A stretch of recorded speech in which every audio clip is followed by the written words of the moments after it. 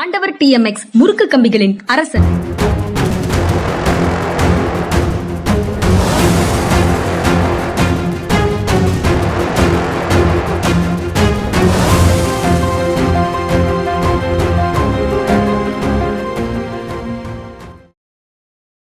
வணக்கம். இது மனிதா மனிதா சார். வணக்கம் சார். வணக்கம்ங்க. வணக்கம்.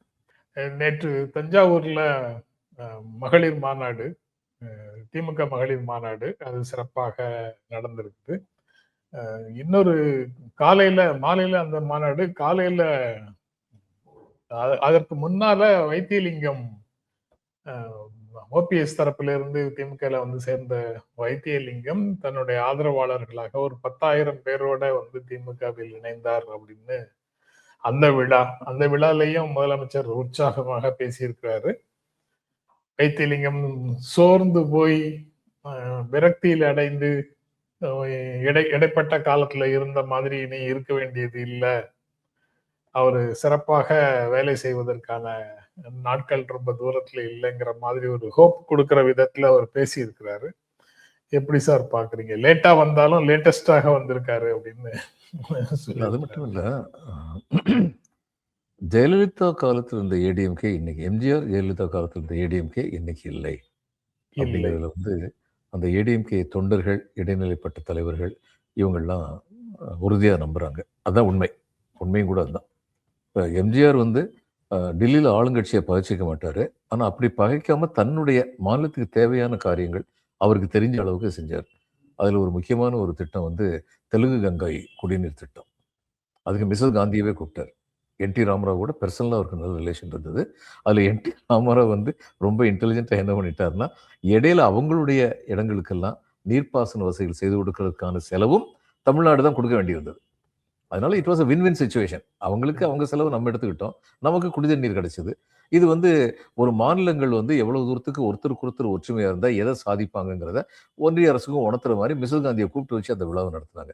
ஆனால் அவரால் தான் இந்த விழாவே நடக்கிற மாதிரியான ஒரு தோற்றத்தை, அவருடைய ஆசீர்வாதத்தினால தான் இது நடக்குது அவங்க தோற்றத்தை வந்து எம்ஜிஆர் வந்து கிரியேட் பண்ணார். இப்போ ஜெயலலிதாவை பொறுத்த மட்டும் மிஸ்ஸஸ் காந்தியை பற்றி ஒன்று சொல்லுவாங்க, ஷி வாஸ் வெரி எகோட்டிஸ்டிக்கல் அவங்க. ஆனால் தன்னுடைய ஈகோவையும் இந்தியாவுடைய ஈகோவையும் அவங்க ஒன்றா பார்த்தாங்க.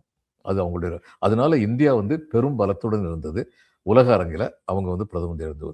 அதே மாதிரி Jayalalithaa with all her minus points, அவங்களுடைய ஈகோவும் தமிழ்நாட்டுடைய சில நலன்களில் வந்து அந்த ஈகோவை ஒன்றா நிறுத்தி தான் பார்த்தாங்க. அதை அவங்க வந்து விட்டு கொடுக்கல. ஆனால் இப்போ உள்ள தலைமை வந்து அதிமுக தலைமை அப்படி இல்லை. OPS வந்தாலுமே அப்படித்தான், OPS இருக்கும்போது அப்படித்தான் இருந்தது. இவர் காலத்தில் EPS காலத்துலேயும் அதே மாதிரி தான் இருக்குது. அடிப்படை கொள்கைகளை விட்டுட்டு போகிறாங்க. அதுதான் பிரச்சனையே, அதுதான். அப்போ இவங்க இத்தனை வருஷமா வந்து 50 வருஷமா 75 வருஷமா திராவிட கொள்கைகளை பற்றி பேசி அதில் ஊறி வளர்ந்த ஒரு தொண்டர், தமிழுக்காக வேண்டி உயிரை கொடுத்தவங்க இருக்காங்க, அவங்களுக்கு பாராட்டு விழா நடத்துகிறோம், அவங்கள நினைவில் வச்சுருக்கோம், அதில் வந்து பெருமையாக இருக்கும். தமிழ் வந்து மூத்த மொழிங்கிறதுல வந்து எனக்கு தமிழ் வந்து எந்த அளவுக்கு மேன்மையாக தெரியுங்கிறது பிரச்சனை இல்லை. ஆனால் உலக தமிழ் செம்மொழி மாநாடு நடந்ததுன்னா அங்கே நான் போய் நிற்பேன். நான் 8வது வகுப்பு மட்டும்தான் படிச்சிருப்பேன், ஆனால் என் மொழியை பற்றின பெருமிதம் எனக்கு இருக்குது அப்படின்னு நினைக்கிற கூட்டமாக போய் பார்த்தாங்க அந்த செம்மொழி மாநாடு கலைஞர் நடத்தும் போது. இப்போ இது வந்து அடிப்படையாக இருக்கிற ஒரு உணர்வு, இவங்களுக்கு இருக்கிற ஒரு உணர்வு. இப்போ இதை நம்ம மனசில் வச்சு பார்க்கும்போது இந்த உணர்வுக்கு வேட்டு வைக்கிறதா தான் இவங்களுடைய பிஜேபியுடைய கொள்கைகள் வந்து இருக்கின்றன, சந்தேகமே இல்லாமல் அதுக்கு வேட்டு வைக்கிறதா தான் இருக்கு. இவங்க அது கூட இணங்கி தான் போறாங்க. இப்போ ஒரு இதில் டிவியில் வந்து நீங்கள் சரியா சொல்லியிருந்தீங்க, நம்மளும் பேசியிருந்தோம், நீங்கள் அதை ரொம்ப அழுத்தம் திருத்தமாக ரொம்ப வருமா சொன்னீங்க. அதிமுகவுக்கு வந்து தனித்து ஆட்சி அமைப்போம் என்ற நம்பிக்கை கிடையாது இன்னைக்கு. அவங்க இவங்களுடைய பிஜேபி அழுத்தத்தில் எத்தனை சீட்டு அவங்களுக்கு கொடுக்க போறாங்கன்னு நமக்கு தெரியாது. அடுத்து பிஜேபி அழுத்தத்தில் மற்ற கட்சி தனக்கு பிடிக்காத ஆளுங்களுக்கெல்லாம் எத்தனை சீட்டு கொடுக்க போறாரு அப்படின்னு நமக்கு தெரியாது. அப்போ இவங்களுக்கு தெரியும் தனி பெரும்பான்மையோட ஆட்சி அமைக்கிறது கஷ்டம்னு. ஆனா மக்கள்கிட்ட வந்து நாங்க வந்து கூட்டணி ஆட்சி அமைச்சோம்னு சொன்னால் அதனுடைய விளைவு என்ன ஆகுமோங்கிற அச்சத்துல அதிமுக தனி பெரும்பான்மை ஆட்சி அமைக்கும்னு சொல்லிட்டு இருக்கா. இது மக்களை ஏமாத்துறது தான். இது இந்த ரஜினிகாந்த் நான் அரசியலுக்கு வருவேன்னு சொல்லிட்டு இருந்தார்ல, அது மாதிரிப்பட்ட விஷயம். இது வேற ஒன்றும் கிடையாது. இப்போ இவங்க வந்து அப்படி கூட்டணி ஆட்சி அமைந்தாலும், கூட்டணி ஆட்சி அமையாம தனி பெரும்பான்மையோடு அதிமுக ஆட்சி அமைத்தாலுமே அது பிஜேபியுடைய ப்ராக்சி கவர்மெண்ட்டாக தான் இருக்கும் அப்படிங்கிற சந்தேகம் இல்லை. இது வந்து தொண்டர்களுக்கு பிடிக்காது. ஒன்று தெரிஞ்சுக்கணும், அதிமுக வந்து பிஜேபி கூட உறவை முறிச்சுக்கிட்டதுக்கு காரணம் EPS கிடையாது. தொண்டர்களுடைய முன்னேற்றம், தொண்டர்களுடைய முன்னேற்பாடு, தொண்டர்களுடைய கோபம், அவருடைய சினத்தின் காரணமாக இவரை வந்து முடிச்சுக்கிட்டாரு. மறுபடியும் அந்த உறவை வந்து புதுப்பிச்சுக்கிட்டாரு. அதனால வந்து இவங்களுக்கு தொண்டர்கள் எல்லாருக்குமே இருக்கிற கோவம் தலைவர்களுக்கும் இருக்கு. ஓபிஎஸ் கூட இருந்தவங்க நினைச்சுக்கிட்டு இருந்தாங்க, நம்ம உள்ள போய் அது மூலம் வந்து இது சரியா இல்லன்னு நினைச்சாங்க. 2 விதத்துல ஓபிஎஸ் உடைய ஆதரவாளர்கள் இன்னைக்கு ஏமாற்றம் அடைஞ்சிருக்காங்க. இவரு என்னைக்கு முடிவு எடுப்பாருங்கிறது அவருக்கே தெரிய மாட்டேங்குது. முடிவே எடுக்காம போய்க்கிட்டே இருக்காரு. அப்ப நம்ம எங்க போய் இருப்போம்? வி வில் பி ரெண்டர்ட் இர்ரெலவன்ட் இந்த பொலிட்டிக்கல் அரேனா. சரி, அப்படி இல்லாம போறதுன்னா தாய் கழகத்துக்கா போணும்? சில பேர் அப்படி போறாங்க. ஆனா இந்த திராவிட கொள்கைன்னு ஊறி அந்த நம்பிக்கை உள்ளவங்க திராவிட முன்னேற்ற கழகத்து பக்கம் வர்றாங்க. இதுதான் நடக்குது. இதைத்தான் முதல்வர் சொல்லியிருக்காரு நினைக்கிறேன். ஒரு இணைப்பு விழாவா, இணைப்பு மாநாடா அப்படின்னு வியக்கும் அளவுக்கு தொண்டர்களை கூட்டு வந்து சேர்த்திருக்கிறாரு அப்படின்னு ஒரு சர்டிபிகேட் கொடுத்திருக்கிறாரு. அது திமுகவுக்கு ஒரு பூஸ்ட் மாதிரியா இல்ல அதிமுகவுக்கு ஒரு அதிர்ச்சியா? அது ரெண்டுமே தான். அதாவது எலெக்ஷன் சமயத்துல எல்லாரும் சித்து வேலைகள் நடத்தும் பொழுது திராவிட முன்னேற்ற கழகம் பாலாவும் இருக்க முடியாது. இந்த இதுல வந்து ஒரு தடவை ஒரு கல்யாணத்துக்கு நான் போயிருந்த போது ஊர்ல ஒரு பெருந்தனக்காரர் பழைய டில்லியில. அப்ப நான் சொன்னேன், டிராஃபிக் ஜாமுங்க மொத்தம் வந்து 90 நிமிஷம் டிராஃபிக் ஜாமு. நான் டிலே ஆயிட்டேன் அப்படின்னேன். அவர் என்கிட்ட, ஐயா கரெக்டா சொல்லுங்க 90 நிமிஷமா அப்படின்னாரு. ஆமா, ஏன் கேட்குறீங்கன்னேன். நமக்கு போட்டிக்காரன் ஒருத்தன் போன மாதம் காலையில் நடத்திருந்தான் சார். 85 நிமிஷம் டிராஃபிக் ஜாம் இருந்துச்சு. அதான் கேட்டேன், நமக்கு அதை விட ஜாஸ்தியா டிராஃபிக் ஜாம் இருக்கான்னு கேட்டேன். அது அதுல ஒரு சந்தோஷம். அது மாதிரி இந்த போட்டி இது விழாக்கள் நடத்தணும் கண்டிப்பா எலெக்ஷன்ல வந்து. அப்போ இவங்க வந்து வாலண்டியரா வர்றவங்களை கூட்டி வச்சு வெறுமனே கூட்டி வச்சு சத்தம் போடாம சேர்க்கறதை விட ஒரு விழாவை நடத்திட்டாங்க அப்படிங்கிறது திமுகவுக்கு வந்து பலம் சேர்ப்பது தான், அதிமுகவுக்கு அதிர்ச்சி அளிப்பது தான். அதாவது இதுவரைக்கும் எல்லாரும் என்ன நினைச்சுக்கிட்டு இருந்தாங்கன்னா, அதிமுகவுக்கு மாற்றா ஒண்ணு கிடையாது, இவங்க என்ன டிஎம்கேக்கா போக முடியும் அப்படின்னு நினைச்சுக்கிட்டு இருந்தவங்க செங்கோட்டையன் தாவேக்கா போன உடனே ஐயையோ ரெண்டும் இல்லாம தாவேக்காவுக்கு போற மாதிரி நிலைமை வந்துருமோ அப்படின்னு நினைச்சாங்க ஏடிஎம்கேல. ஆனா அரசியல் விவரம் தெரிஞ்சவங்க தாவேக்கா பக்கம் போறதுக்கு தயாரா இல்லை. அவங்க வந்து திமுக பக்கம் போறதுக்கா தயக்கம் இல்லாமல் இப்பொழுது திமுக பக்கம் வருகின்றார்கள் அப்படிங்கிறது அதிமுகவுக்கு வந்து ஒரு அதிர்ச்சி தான். அந்த ஒரு சுவர் ஒண்ணு இருந்தது இல்ல சார்? திமுக தீய சக்தி, கலைஞர் தீய சக்தி, எம்ஜிஆர் வந்து அவங்களுக்கு எதிராகத்தான் கட்சி தொடங்கினாரு, நம்ம எப்படி அந்த கட்சிக்கு போறது அப்படின்னு எல்லாம் ஒரு சுவர் ஒண்ணு, செயற்கையான சுவரை நடுவுல வச்சிருந்தாங்கல்ல. அது அதை உடைச்சிட்டு தொண்டர்களும் நிர்வாகிகளும் வரவே மாட்டாங்க அப்படின்னு ஒரு கருத்தை பரப்பிக்கிட்டே இருந்தாங்க. ஆனா அது இப்போ உடைஞ்சு விழுற மாதிரி தெரியுது. ஆமா, அது உடைஞ்சிக்கிட்டு இருக்கு. அது இப்ப இவருக்கு வந்து இன்னும் அதிகமான பலவீனத்தை கொடுக்கும் அதிமுகவுக்கு வந்து. இப்போ அதிமுகவை பொறுத்த மட்டும் இல்லைங்க, ஏபிஎஸ்க்கு ஒரே ஒரு பிரின்சிபல் தான். அது பலமுள்ள கட்சியாக இருக்கட்டும், பலம் குண்டி கொண்டிருக்கிற கட்சியாக இருக்கட்டும், நான் ஒருத்தன் மட்டும்தான் தலைவராக இருக்கணும். அவருக்கு அதுதான் முக்கியம். சரி சார், அந்த இடத்துக்கு வர்றதுக்கு அவர் படாத பாடு பட்டிருக்காருல்ல சார், எளிதாக அதை விட்டு கொடுத்துட முடியுமா? அவர் இடத்துல இருந்து நீங்க யோசிச்சு பார்த்து சொல்லுங்க. எம்பத்தியோட சொல்லுங்க சார். இதற்கு மௌனம்தான் சரியான விடை. மௌனம்.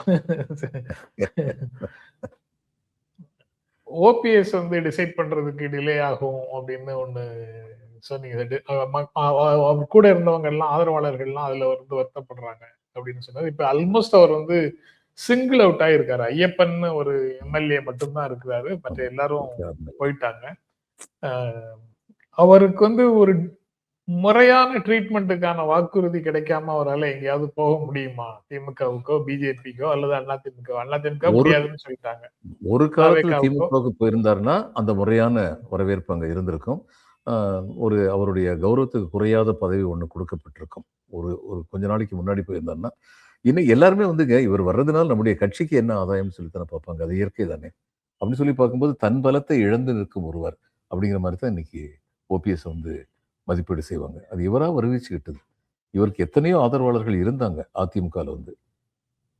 அவர் வெளியேற்ற சமயத்துல இவருக்கு ஆதரவாளர்கள் எத்தனை பேர் இருந்தாங்க. ஆனா அவங்க பக்கம் இவர் ஸ்ட்ராங்கா நிக்கல. அதுக்கு பெஸ்ட் எக்ஸாம்பிள் புகழேந்தி தான். புகழேந்தி வந்து அதிமுக இருந்து நீக்கிற கையெழுத்தை வந்து இவரும் சேர்ந்து தானே போட்டாரு. புகழேந்தி என்ன சொன்னாரு? பிஜேபி கூட சேர்ந்ததுனால நம்ம வீக்கா போயிட்டோம்னாரு. அதே தான் சண்முகமும் சொன்னாரு. சண்முகம் வந்து இபிஎஸ் சப்போர்ட்டர், அவர் மேல எந்த நடவடிக்கையும் இல்லை. புகழேந்தி ஓபிஎஸ் சப்போர்ட்டர், அவரை கட்சியை விட்டு வெளியேற்றி விட்டாங்க.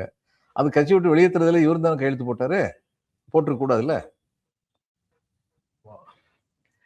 அதுல அதிமுக சைட்லயே அதிமுக விட்டு வெளியில வந்து வேற கட்சி தொடங்கிட்டாலும் டிடிவி வந்து நேற்று செய்தியாளர்கள்ட்ட பேசினார் சார். அதுல சட்டப்பேரவை தேர்தலில் நான் போட்டியிட போவது இல்லை அப்படின்னு சொல்றாரு. அந்த ஒரு ஸ்டேட்மெண்டே வந்து என்ன ஒரு உணர்வை தொண்டர்களிடத்துல கொடுக்கும் அல்லது மக்களிடத்துல கொடுக்கும். நான் போட்டியிட்டு எம்எல்ஏ ஆகி கூட்டணி ஆட்சி, தேசிய ஜனநாயக கூட்டணி ஆட்சி தான் வரப்போகுதுன்னு வேற சொல்றாரு.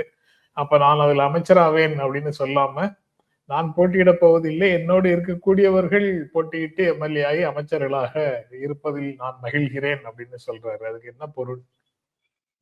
இன்னொரு இடத்தை தேர்ந்தெடுத்து விட்டார் என்று பொருள். ராஜ்யசபா எம்பி ஆகி முடிந்தால் இணையமைச்சர் பதவி கொடுங்கள் அப்படின்னு கேட்டதா சொல்றாங்க. அதனால இருக்கலாம். ராஜ்யசபாங்கிறது உறுதியளிக்கப்பட்டிருப்பதாகவும், ஆனால் முடிந்தால் கொடுங்கன்னு கேட்டபோது அது பிரதமர் தீர்மானிக்க வேண்டியது யார் அமைச்சர்கள் இருப்பாங்கன்னு. அதை நான் வந்து உங்களுக்கு உறுதியளிக்க முடியாது அப்படின்னு சொன்னதாகவும் பேச்சு இருக்கு. அதனாலேயே கூட இவர் போட்டி போட மாட்டேன்னு சொல்லியிருக்கு. ஓ, போட்டியிடுபவர்கள் தோல்வி அடையட்டும், நான் ஒரு சேஃபான இடத்துக்கு போயிடுறேன் அப்படிங்கிறது ஒரு தியாகத்தின் பின்னணியில அப்படி ஒரு அட்வான்டேஜா சார்? நீங்க போட்டியிட மாட்டேன்னு சொல்லும்போது தியாகம் இல்ல, தோல்வி அடைவாங்கிறது உறுதி இல்லை. அவர் வந்து அவருக்கு 6 சீட்டு கொடுத்தாங்கன்னா அதுல 2 பேராவது வெற்றி அடைவதற்கு வாய்ப்பே இல்லைன்னு சொல்ல முடியாது. ஆனா இவரும் அந்த தேர்தலை சந்தித்தார் என்றால் அது சிறப்பாக இருக்கும். ஆனா தனக்கு சேஃப் கிரவுண்ட் தேடிக்கிட்டாரு அப்படிதான் முடிவு வரும். கான்பிடன்ஸ் குறைஞ்சிராதா கேடர்ஸுக்கு? குறையலாம். அல்லது அவ பாரு தனக்கு கூட ஒரு சீட்டு இருக்கிறதுல ஒரு சீட்டு இன்னொரு ஆதரவாளர் கொடுத்துரு, எனக்கு வேண்டாம்னு நினைக்கிறாரு அப்படின்னு அவர் பத்தி நல்ல நினைப்பும் வரலாம். அதுக்கப்புறம் ஓபிஎஸ் வந்து அதிமுக அவரை 3 முறை முதலமைச்சராக்கியது அவர் தன்னுடைய விசுவாசத்தை கட்சிக்கு காட்ட வேண்டிய ஒரு நேரம் இது அப்படின்னு டிடிவி சொல்றாரு.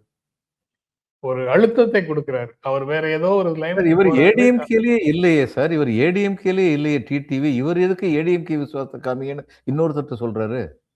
இதெல்லாம் வேடிக்கை. நாங்கள் எல்லாரும் அம்மாவின் பிள்ளைகள் அப்படின்னு சொல்லிடுறாங்க சார். அதுக்கு சரி சொல்லிட்டு போட்டோம். நான் சொல்றேன், அடுத்த மார்ச் வரைக்கும் நமக்கெல்லாம் நல்ல பொழுதுபோக்கு கிடைக்குங்க. எல்லா விதமான ஸ்டேட்மெண்ட். அதுல இன்னும் ரொம்ப சிறப்பாக ஒண்ணு சொல்றாரு சார். யாரோ சொன்னதை கேட்டு அவர் வந்து தர்ம யுத்தம் நடத்தாமல் இருந்திருந்தால், ஒரு வார காலத்துல பொறுமையாக இருந்திருந்தால் அவர் மீண்டும் முதலமைச்சராக இருப்பாரு அப்படின்னு ஒரு ஹைபாத்தட்டிக்கல் சிச்சுவேஷனை இப்ப கோட் பண்றாரு. எப்படி வேணாலும் சொல்லலாம். அவரை வந்து அந்த ரிசைன் பண்ணி ஏன் கேட்டாங்க, கேட்காமலே இருந்திருந்தால் சசிகலே வந்திருக்காதுன்னு சொல்றவங்க நிறைய பேர் இருக்காங்க. அவர் ஒரு த்ரெட்டே கிடையாது சசிகலா அம்மையாருக்கு, அவரை பேசாம இருக்க விட்டு இருந்திருக்கலாம் அப்படின்னு சொல்றவங்களும் இருக்காங்க. அது உண்மையா இருக்கலாம். அதாவது மிஸ்டர் நடராஜன், சசிகலாவுடைய கனவு நடராஜன் இருந்த பொலிட்டிக்கல் மெச்சூரிட்டி இவங்க யார்ட்டையுமே கிடையாது. அதுதான் உண்மை. அதுக்கப்புறம் அவர் சொன்னதுல இன்னொரு முக்கியமானது சார், ஜெயலலிதா இருந்த இடத்துல இப்போ அந்த கூட்டணியில மோடி தான் இருக்கிறாரு. அவர் வந்து தமிழ்நாட்டை தத்தெடுத்து தமிழ்நாட்டுக்கு தேவையானது எல்லாத்தையும் செஞ்சு கொடுப்பாரு அப்படின்னு சொல்றாரு. முதல்ல ராஜேந்திர பாலாஜி மோடி எங்கள் டேடினாரு. இப்ப இவர் சொல்லியிருக்காரு. இதெல்லாம் வந்து மக்கள் மத்தியில இவருக்கு செல்வாக்கு கூட்டாது. ஏன் இந்த மாதிரி மோடி புகழ் பாடுகிறார் அப்படிங்கிற சந்தேகத்தை தான் கிடும். அதுக்கு பிறகு இன்னும் ஒரு செய்தி சார். குடியரசு தினத்தை ஒட்டி ஆளுநர் கொடுத்த விருந்தை பாமக டாக்டர் ராமதாஸ் சார்பான 2 எம்எல்ஏக்களும் புறக்கணித்திருக்கிறார்கள். ஆர்.என். ரவி ஆளுநர் கொடுத்த தேநீர் விருந்தை ராமதாஸ் எம்எல்ஏக்கள் புறக்கணித்திருக்கிறார்கள் அப்படின்னு ஒரு செய்தி இருக்கு. அது என்ன விதமான புரிதலை கொடுக்குது?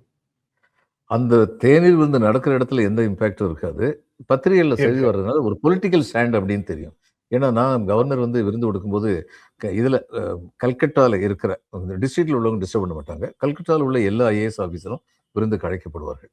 அது தவிர பொதுநல ஊழியர்கள், சமூக ஊழியர்கள், என்ஜிஓ நடத்துகிறவங்க, இது மாதிரி பல பேர் வந்து அந்த விருந்துக்கு வந்து தேநீர் விருந்துக்கு வந்து அழைக்கப்படுவார்கள்.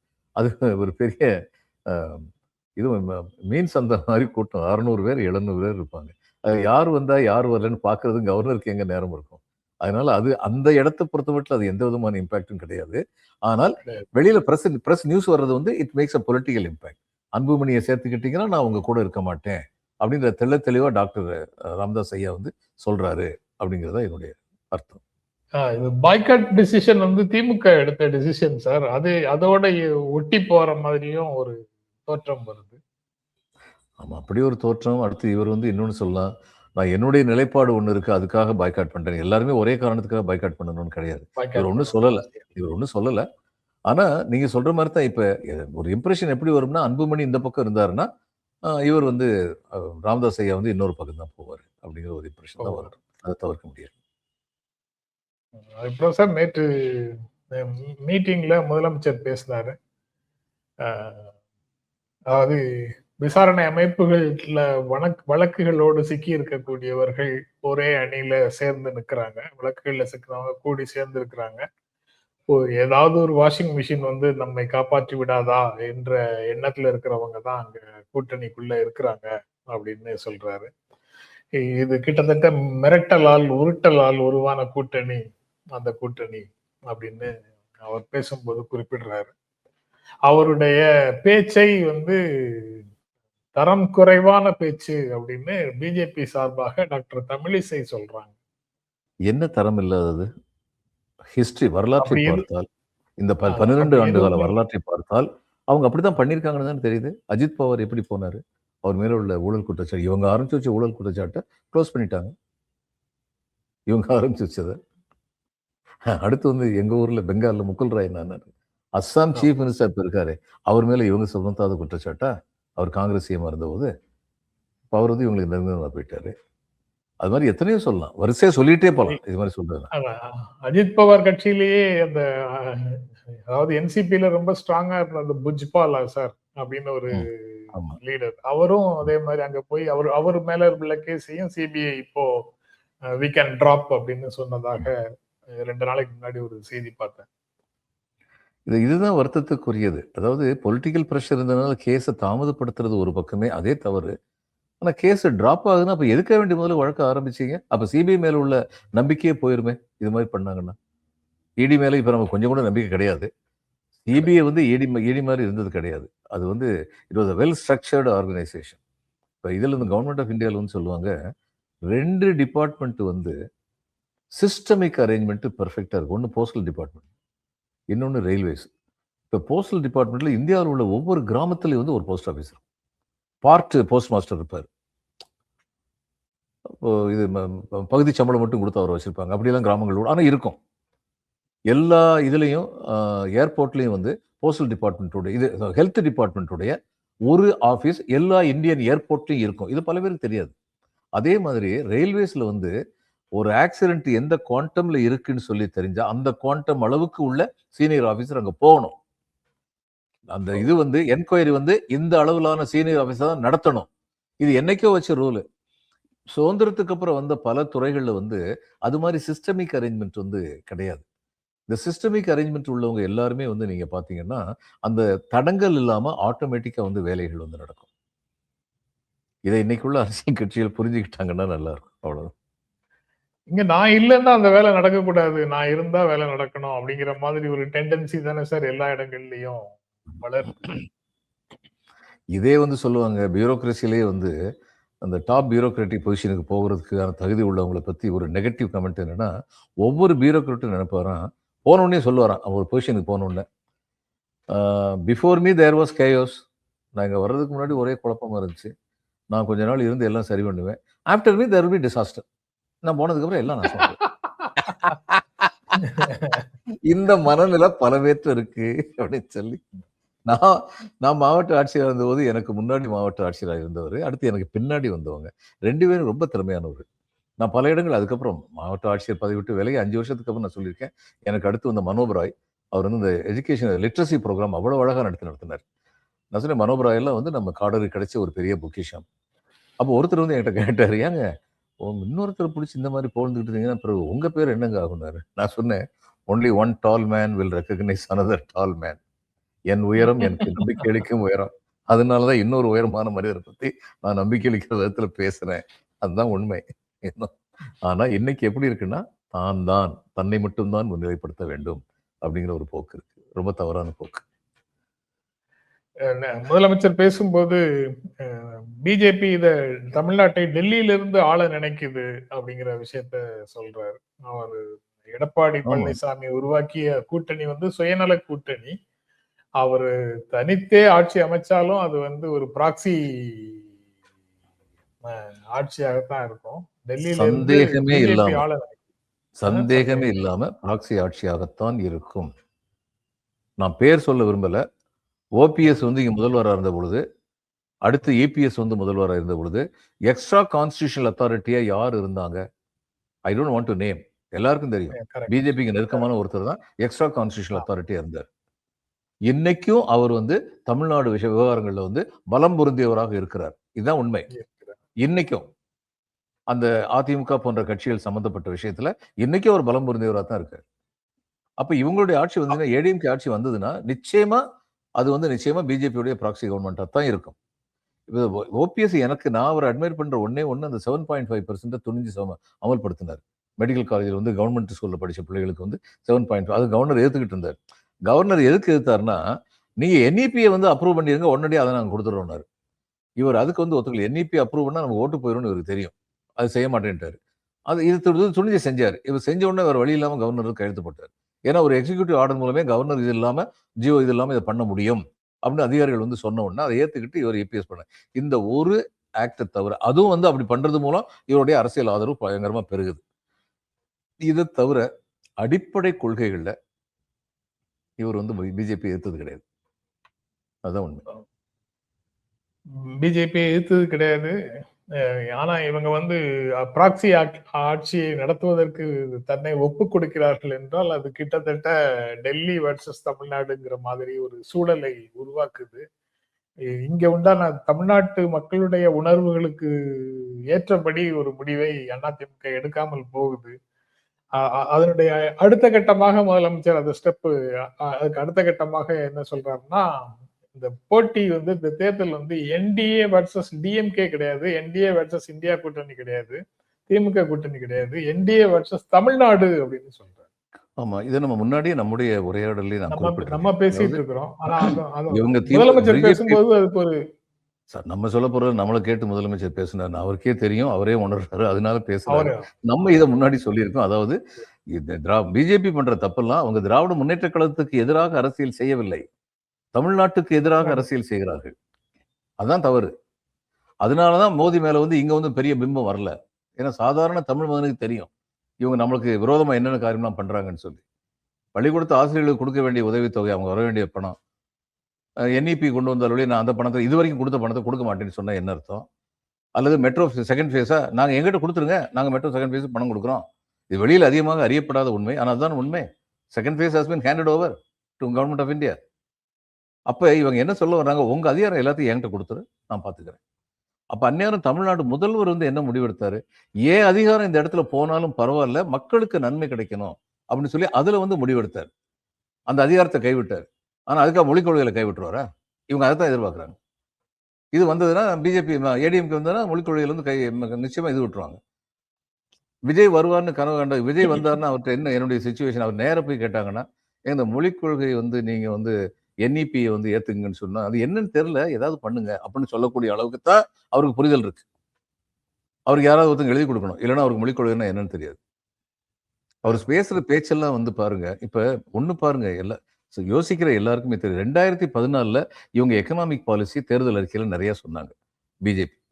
நாங்க வந்து இது இவங்களுடைய வருமானத்தை இரட்டிப்பாக்குவோம், வருஷத்துக்கு 2 கோடி பேருக்கு வேலை வாய்ப்பு கொடுப்போம், அடுத்து வந்து ஒவ்வொருத்தர் அக்கௌண்ட்லயும் 15 லட்ச ரூபா கொண்டு வந்துடும், வெளிநாட்டில் கள்ளப்பணத்தை எல்லாம் கொண்டு வந்து 15 லட்ச ரூபா போட்டுருவோம். அது இல்லவே இல்லைன்னு இன்னும் சாதிக்கிறாங்க. அவர் குஜராத்தி மொழியில் குஜராத்தில் வந்து இதை பேசினார் பிரதம மந்திரி. At that time he was prime ministerial candidate of BJP. இவர் பேசுனது நிஜம். இது மாதிரி சொன்ன எதுவுமே வந்து இவங்களால பண்ண முடியல. அடுத்த பீகார் எலெக்ஷன்ல அந்த ஒரு வார்த்தையை வச்சே லல்லு பிரசாத் ஜெயிச்சார். எங்கேயா 15 லட்சம், எனக்கும் 15 லட்சம் பெரிய அமௌண்ட் தான்யா, இங்க உள்ளவங்க அத்தனை பேருக்கு பெரிய அமௌண்ட் எங்கேயா அப்படின்னு கேட்டது மூலமே ஜெயிச்சிட்டாங்க. அடுத்து வந்த 19லயும் 24லயும் இவங்க எக்கனாமிக் பிரின்சிபல் பேசவே இல்லை. ஹிந்துத்துவா, கோயில் கட்டுவோம், முஸ்லீம்களை வைக்க வேண்டிய இடத்துல வச்சுட்டோம், நம்ம 80 பேர் அவங்க 20 பேர்னு உணர்த்திட்டோம், இது மாதிரியே தான் பேசுறாங்க. அப்ப எங்க ரெண்டுமே அந்த 15 லட்சம் சொன்னீங்கல்ல, 2014ல அந்த ப்ராமிஸ பிஜேபி முன்வைக்கும் போது அங்க கன்சல்டன்ட் வந்து பிகே பிரசாந்த் கிஷோர் 2015 ஏன் நீங்க நிறைவேற்றலன்னு லாலு பிரசாதும் நிதிஷ்குமாரும் கேட்கும்போது அவங்களுக்கு கன்சல்டன்ட் பிரசாந்த் கிஷோர். ஆமா. கடைசியில ஒரே எனக்கு நபர். பாரதியார் ஆமா, பாரதியார் வந்து காளியை பத்தி பாடினது எனக்கு யாதுமாகி நின்றாய் காளி ஏதுமாகி நின்றாய்ன்னு சொன்னார்ல, அது மாதிரிதான் பிரசாந்த் கிஷோர் வந்து அங்கிங்க நாதபடி எங்கும் பிரகாசமாய். இந்த தேர்தல் 2026 தேர்தல் இந்திய வெர்சஸ் தமிழ்நாடுன்னு முதலமைச்சர் பேசியிருந்தாரு. அதுக்கப்புறம் சன்ல ஒரு டிபேட் நடந்தது நேத்து. அந்த டிபேட்ல பாலமுருகன் நினைக்கிறேன் எழுத்தாளர், அவர் வந்து நம்ம எல்லாருமே ராகுல் காந்தியில இருந்து எல்லாருமே பேசுனது, இது வெறும் தேர்தலாக ஏதோ ஒரு கட்சி ஆட்சிக்கு வருதுன்னு பார்க்க கூடாது. இது ஒரு கருத்தியல் சார்ந்த ஒரு அரசியல் போராகத்தான் இதை பார்க்கணும். இது சமூக நீதிக்கு எதிரான சிந்தனை கொண்டவர்களுக்கும் சமூக நீதிக்கு ஆதரவான சிந்தனை கொண்டவர்களுக்கும் இடையில நடக்கக்கூடிய ஒரு முக்கியமான போராட்டமாகத்தான் இதை பார்க்கணும் அப்படின்ற ஒரு வாதத்தை முன்வச்சு பேசினாரு. பட் அந்த மாதிரி தேர்தல்ல யாராவது ஒருத்தர் ஜெயிக்க போறாங்க, அதை வந்து கருத்தியல் சார்ந்த ஒரு போர் அப்படின்னு சொல்வதை வந்து எவ்வளவு தூரம் ஜனங்கள் ஏற்றுக்கொள்வார்கள், மக்கள் ஏற்றுக்கொள்வார்கள்? அதுல திமுக கூட்டணியை தவிர வேற யாருமே அந்த விஷயத்த முன்னிறுத்துற மாதிரியும் தெரியல. திருமா பேசுறாரு, சிபிஐ சிபிஎம் பேசுது, டிஎம்கே பேசுது, அவ்வளவுதான். இல்ல இது வந்து ஜனங்களுக்கு அந்த புரிதல் இருக்கான்னு எனக்கு தெரியல. ஜனங்கள் இது வரைக்கும் அப்படிப்பட்ட புரிதலோடு ஓட்டு போட்டோம் தங்களை நேரடியாக பாதிக்கிற விஷயம், நல்ல விஷயங்களோ கெட்ட விஷயங்களோ நேரடியாக பாதிக்கிற விஷயங்களுடைய அடிப்படையில் தான் இன்னைக்கு வரைக்கும் ஜனங்கள் வந்து ஓட்டு போட்டிருக்காங்க. இது வந்து நேரடியாக பாதிக்கலனா மிகப்பெரிய பாதிப்பு இதில் தான் வரும். அது பட்டதுக்கு அப்புறம் தான் தெரியும். அது உணராமல் இருந்துட்டாங்கன்னா அதுக்காக வேறு வார்த்தைகள்ல சொல்லலாம் தானே சார். இப்ப தமிழ்நாடு வர்சஸ் என்டிஏன்னு சொல்ற மாதிரி மாநிலத்துக்கான உரிமைகள், மாநில மக்களுடைய நன்மைகள் வர்சஸ் அதிகார குவிப்பு இன் டெல்லி, அந்த மாதிரி, அல்லது நமக்கு வஞ்சிக்கும் மத்திய அரசு, போராடும் தமிழ்நாடு அரசு, அப்படி அந்த மாதிரி ஒரு நேரேட்டிவ்ல அதை வந்து ஆமா இன்னும் கொஞ்சம் எஃபெக்டிவா பேசணும். குஜராத்லயும் மத்திய பிரதேசமும் குஜராத்தும் யூபியும் கடந்த சில ஆண்டுகள் வந்து 65 லட்சம் பள்ளிக்கு போன மாணவர்கள் வந்து பள்ளியிலிருந்து நீங்கி இருக்கிறார்கள். ஏன்னா நேஷனல் எஜுகேஷன் பாலிசினால. இப்ப தமிழ்நாட்டில் அப்படி நடக்குதா? நீங்க தமிழ்நாட்டில் அது மாதிரி நடக்கணும்னு விரும்புறீங்களா? அடுத்து வந்து கேள்வி எழுப்பப்படணும். நாவிதர் ஒருத்தர் நம்ம 2 பேரும் போன மீட்டிங்ல வந்து அவங்க அதை வீடியோ எடுத்து போட்டிருந்தாங்க. நான் தன்னுடைய நாவித தொழில் பண்ணிக்கிட்டே அவர் சொன்னார், எங்க குடும்பத்துலங்க, எங்க பின்புலத்துல இது மாதிரி ஒரு பொம்பளை புள்ளாதும் இது மாதிரி ஒரு வெளிநாட்டுல போய் படிக்கிறதெல்லாம் நாங்க யோசிச்சு பார்க்க முடியுங்களா? உண்மையான வார்த்தை, சத்தியமான வார்த்தை. அதுக்கு இந்த கவர்மெண்ட் அந்த மாதிரி ஸ்டோரிஸ் இப்ப உள்ள திட்டங்கள் மூலமாக பயன்பெற்றவர்கள், முன்னேற்றம் அடைந்த குடும்பங்களுடைய கதைகள் வந்து ரொம்ப நிறைய இருக்கு சார். இப்போ அதை பேசணுங்க, அதை பேசணும். அது மட்டும் இல்ல, இது தொடரணுமா வேண்டாமா? அதாவது 3வது தலைமுறைக்கு முன்னாடி உங்க ஒவ்வொருத்தர் குடும்பத்துல உள்ள தாத்தாவுடைய முப்பாட்டன் என்ன பண்ணாருன்னு கேளுங்க. நீங்க என்ன பண்றீங்க, உங்க புள்ள என்ன பண்றான், உங்க பேரை என்ன பண்ண போறான்னு சொல்லி பாருங்க. இதைத்தான் தொடரணும்னு நாங்க நினைக்கிறோம். இது எஃபெக்டிவா சொல்லணும். இது அவங்களுக்கு விளங்கும். ஆணி வேறைய கலைச்சிருவானு ஒளி அந்த ஆள் வந்தாங்கன்னா அப்படிங்கிற உணர்வு வரும். எனக்கு நம்ம இவங்களுடைய ப்ரொபகண்டா ரொம்ப எஃபெக்டிவா இருக்க மாதிரி தெரியல சார். கிரவுண்ட் லெவல்ல ஒரு வேலை கேடஸ் பண்றாங்களா இல்லையான்னு நமக்கு தெரியாது சார். தெரியல. நீங்க அவங்களை விட்டு கொடுக்க போறீங்க. ஏற்கனவே உங்களை போய் திட்டிக்கிட்டு இருக்காங்க. அவங்களை விட்டு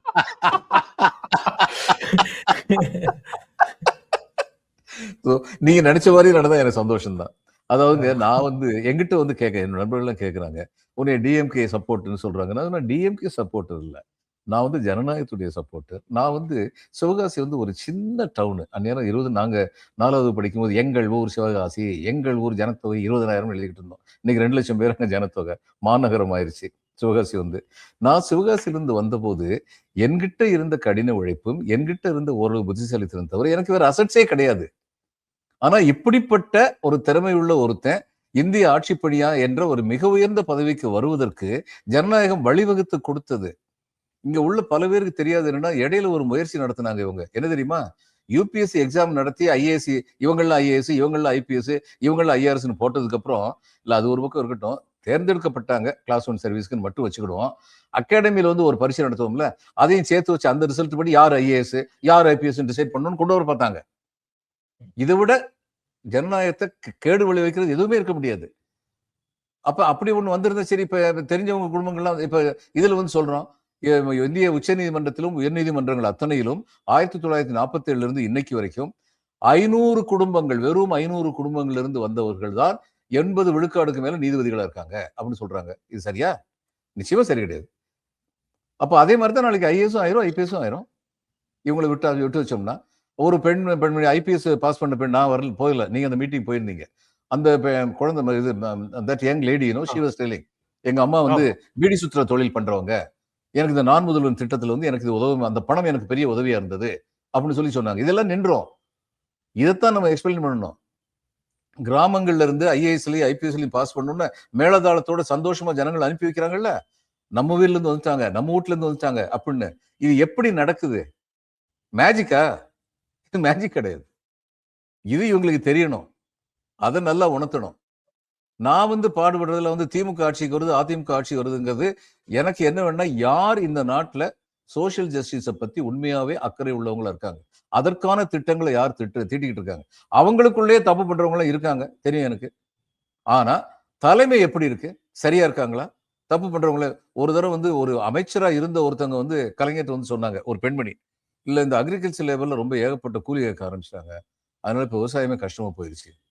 உடனே கலைஞர் வந்து சொன்னாரு, விட்டு விடுங்கள் தாயே, நீங்கள் விவசாயத்தை விட்டு விடுங்க.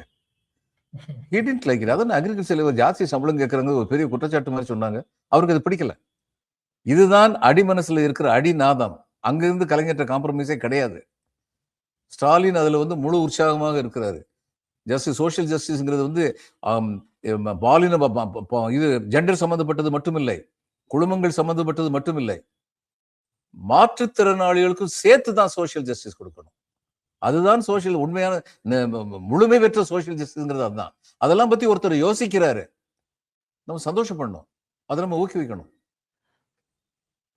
சமூகத்துல உள்ள ஒவ்வொரு செக்மெண்ட்டுக்கும் அந்த மாதிரி யோசிச்சுதான் சார் இவங்க ஸ்கீம்ஸ் எல்லாம் போட்டிருக்கிறாங்க.